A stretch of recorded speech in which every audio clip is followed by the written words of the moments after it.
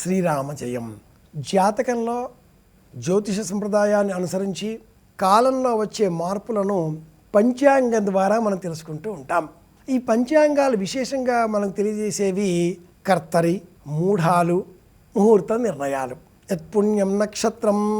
ప్రతిరోజు కూడా మనకు ఒక ముహూర్తం కావాలి అని కోరుకుంటూ ఉంటాం. మంచి సమయం కావాలి అని కూడా కోరుకుంటూ ఉంటాం. ఈ మంచి సమయాలను నిర్దేశం చేసేటటువంటి వాస్తు సంబంధిత ముహూర్తాలలో కర్తరి ఒక దోషం. కర్తరి అంటే గృహ నిర్మాణాలు, గృహ సంబంధమైనటువంటి బావి తవ్వకాలు, పిల్లర్ నిర్మాణం కోసం గుంతలు త్రవ్వడం, ఇంటికి అడ్డంగా ఏవైనా మహావృక్షాలు ఉంటే తొలగించడం, ఇలాంటివి చెయ్యకూడని కాలం కర్తరి కాలం. అలాంటి కర్తరికే వాస్తు కర్తరి అని పేరు. కృత్తిక నక్షత్రానికి 4 పాదాలు.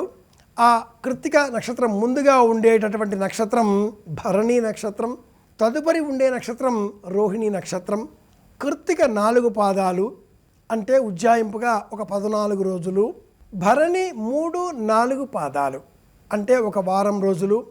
అనంతరం రోహిణి 1, 2 పాదాల కాలం, ఇది కూడా ఒక వారం రోజులు. వెరసి 26, 27 రోజుల కాలానికి వాస్తు కర్తరి అని పేరు.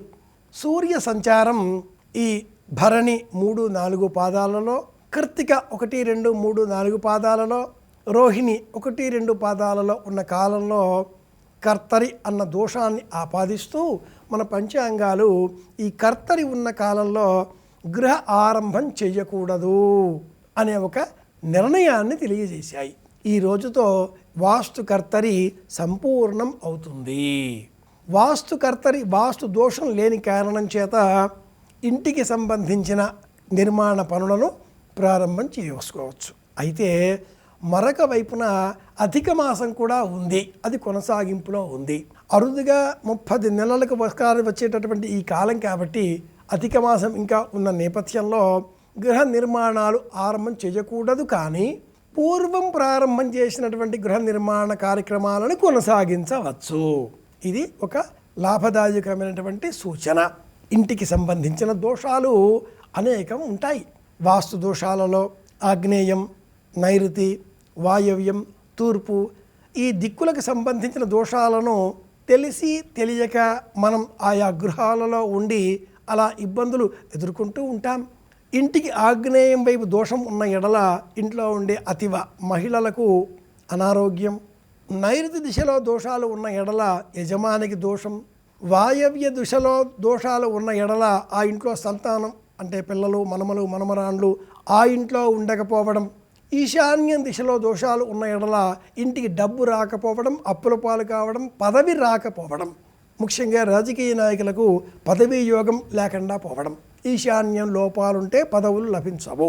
వీటన్నింటినీ కూడా తొలగించుకునే నిమిత్తమై వివిధములైన వాస్తు సంబంధిత పరిహారాలను అనుసరించేటటువంటి మనకందరికీ కూడా అద్భుతమైన కాలం అధిక మాసం, అందులోనూ కర్తరి సమాప్తం కావడం. ఈ సందర్భాన్ని పురస్కరించుకొని మన నివాస గృహాలలో నిమ్మకాయల మాలిక ఒకటి సిద్ధం చేసి ప్రధాన ద్వారానికి అలంకరించడం. ప్రధాన ద్వారం ఎదురుగా 3, 5 ఈ సంఖ్యలో నిమ్మకాయల మాలిక ఒకటి సిద్ధం చేసి ఆ మాలికను ఇంటికి అలంకరించిన ఎడల ఇంటికి సంబంధించిన దోషాలు తొలగిపోతాయి. ఇంటికి ఒక ఆకర్షణ శక్తి ఏర్పడుతుంది. వాస్తు సంబంధిత దోషాలన్నీ కూడా పూర్వం నిర్మితమైన ఇంటితో పాటుగా కొత్తగా నిర్మించాలి అనే ఇంటికి కూడా సంబంధించినవి అయి ఉంటాయి. ఎండ తీవ్రత అన్నప్పుడు ఆ తీవ్రత ప్రభావం ఉన్న ఇంటిపైన ఉంటుంది, నిర్మాణంలో ఉన్న ఇంటికి వర్తిస్తుంది. ఇటువంటి నేపథ్యంలో కొత్త గృహ నిర్మాణం ఎలా ప్రారంభం చేయకూడదు అని చెప్పారో ఆ దోషం తొలగిపోయిన కారణం చేత ప్రారంభించవచ్చు అని తెలిసినప్పటికీ అధిక మాసం ఉన్నది కాబట్టి ప్రారంభించకూడదు. కానీ ఉన్న ఇంటి నిర్మాణాలకు దోషం తొలగించుకోవడం కోసం మనం నిమ్మకాయల మాలికలు అలంకరించవచ్చు. తెలుసుకున్నాం, ఇంటికి సంబంధించిన దోషాలు తొలగించుకుందాం, అందరి క్షేమాన్ని కోరదాం. మళ్ళీ కలుసుకుందాం. శ్రీరామ జయం.